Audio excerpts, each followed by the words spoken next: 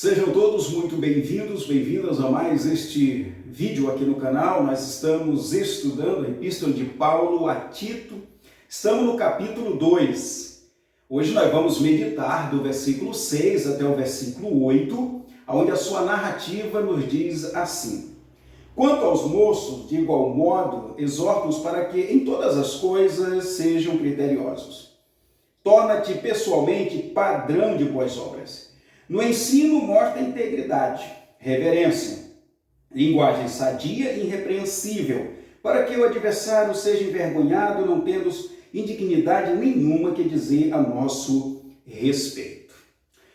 Na nossa meditação bíblica anterior, nós observamos os critérios bíblicos para as senhoras mais idosas. A Bíblia é muito incisiva em nos mostrar quais são os caminhos que nós devemos tomar, quais são as diretrizes que nós devemos ter na nossa vida. Olhando e observando sempre as Escrituras como ponto nevrálgico para todo o comportamento do homem. Nós sabemos que uma vez que fomos cometidos do pecado original, houve uma catástrofe dentro de nós. Então, é necessário que nós busquemos nas Escrituras as resoluções para as tratativas das nossas vidas. Então, na nossa meditação anterior, nós observávamos o que as Escrituras quer para as senhoras mais idosas, como elas deveriam se comportar enquanto mãe, esposa, dona do lar e, acima de tudo, uma cristã, uma serva de Deus. Hoje, no estudo de hoje, na meditação de hoje, vamos observar quais são os critérios bíblicos para os jovens, os adolescentes, como eles devem se comportar, cada um na sua área, no seu tempo, na sua época e na sua geração. Precisamos entender que as Escrituras ela é o padrão para todos nós, independente do tempo, se somos mais novos ou mais velhos. A Bíblia sempre será o ponto nevrálgico para toda a instrução, dependendo de qual geração nós vivemos. Então vamos à nossa meditação de hoje, que diz assim: Quanto aos moços, de igual modo. Observe a partícula de igual modo. Ou seja, assim como as Escrituras querem que os mais idosos, no caso das mulheres mais idosas, tenham um proceder ilibado, de igual modo, as Escrituras querem que os jovens, os adolescentes, os juniores, também tenham um comportamento ilibado. E dessa maneira Deus seja glorificado. Agora, cabe aos apologetas, aos pregadores, os expositores das Escrituras, compreender essa necessidade de pregar as Escrituras dentro de um padrão bíblico. Então, de igual modo. Como eu falei, a palavra de Deus é muito incisiva em querer que todos nós busquemos em Cristo uma qualidade de vida. Então, continuando, diz, exortos. É importante nós compreendermos essa partícula, eu já falei sobre isso, que exortar aqui não é brigar, não é espancar, não é tratar com rispidez. A palavra grega aqui é trazer para perto. Uma das coisas que nós precisamos compreender quando falamos de ensino, de correção, é que isso deve ser feito a partir de um sentimento de aproximação. Precisamos ter resiliência na vida. Não podemos, de maneira alguma, ensinar uma pessoa simplesmente xingando, batendo, sendo abrupto com essas pessoas, mas traga para perto. Exortar é trazer para o lado, é tratar, é conversar com estas pessoas. Exorta-os para que em todas as coisas sejam criteriosos. O padrão que as Escrituras estabelecem aqui é que os adolescentes, os jovens, eles precisam ser criteriosos. Mas o que é ser criterioso? A palavra grega que Paulo usa aqui é sinestos. E essa palavra quer dizer encontrar a verdade. Ou seja, as Escrituras já diz como pode o jovem purificar o seu caminho observando a palavra de Deus. Paulo vai dizer que todas as coisas nos são lícitas, mas nem todas convêm. Ou seja, essas Escrituras está coesa aqui que nós precisamos ser criteriosos, encontrar a verdade. Nós vamos observar tudo, nós vamos ver tudo, mas a partir desse todo nós vamos compreender qual é o caminho que eu devo seguir. Qual a decisão que eu devo tomar diante da evidência, diante da bifurcação. O jovem, o adolescente, eles passam por mudanças na sua vida, tanto na questão biológica como na questão sociológica. Então, é importantíssimo que eles sejam orientados, acima de tudo, orientados pelas Escrituras. Então, os jovens podem glorificar o nome de Deus, tomando boas decisões na sua vida, sendo criteriosos. Encontre a verdade. Será que isso agrada o Senhor? Essa minha decisão vai agradar o Senhor? Esse meu pensamento vai agradar o Senhor? Esse meu comportamento vai agradar o Senhor? Então, o critério que Paulo fala aqui, que deve ser criteriosos, é encontre a verdade. Dentro daquele assunto, dentro daquela discussão, naquela bifurcação, encontre a verdade. E a palavra aletheia aqui do grego para verdade é aquilo que é bom, que é suficiente, aquilo que agrada o Senhor nosso Deus. Certa vez uma pessoa me disse que quando ela está numa bifurcação, o pensamento dela é: o que Deus faria em meu lugar?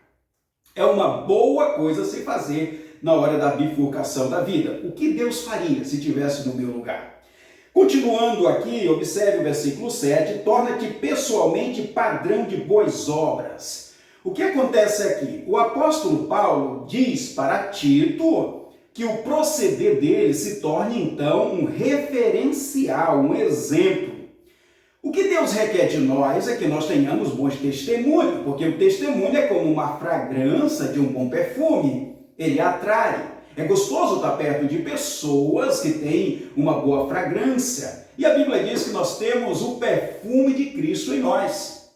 Oxalá, se todos nós, como servos de Deus, exalasse um bom perfume, a tal ponto das pessoas se interessarem em estar perto de nós para nos ouvir. Então, o que a Bíblia requer dos jovens, dos adolescentes, é que eles tenham um comportamento que seja visto pelas pessoas que convivem com ele, a tal ponto de convencê-los a querer também conhecer o Deus que eles servem. Então, torna-te pessoalmente padrão de boas obras. A palavra que ele usa aqui para obras é todo o comportamento no que diz respeito ao pensamento, palavras, relacionamento, decisões. Obras aqui é o que diz respeito a toda essa dinâmica da vida bio, né? A nossa vida enquanto matéria, existência nesse mundo.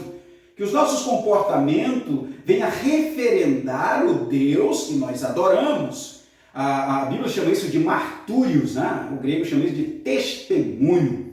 Então, que a nossa vida seja um testemunho a tal ponto de se tornar um referencial ou um padrão para as pessoas que convivem conosco. É isso que os jovens, os adolescentes, os juniores devem buscar nas suas vidas também. Continuando aqui, diz o texto, né? Depois que ele fala aqui das obras, no ensino. E o que se deve ser feito no ensino? E Paulo diz, mostra integridade. Ou seja, uma dedicação.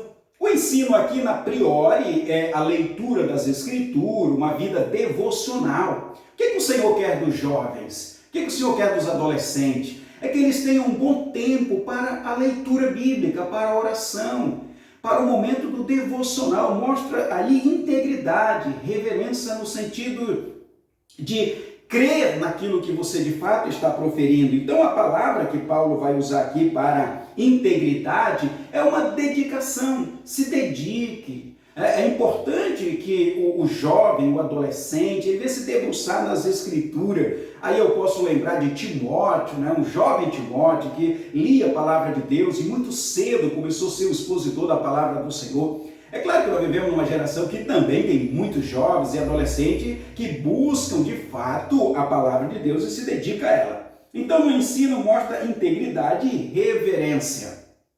A palavra aqui para reverência é submeter-se. Ou seja, é importante que os jovens, adolescentes, juniores se submetam àquilo que eles estão aprendendo. Exatamente é isso que Deus quer de nós. Muitas vezes nós falamos, nós conhecemos nomenclatoricamente uma questão, mas não nos submetemos a ela.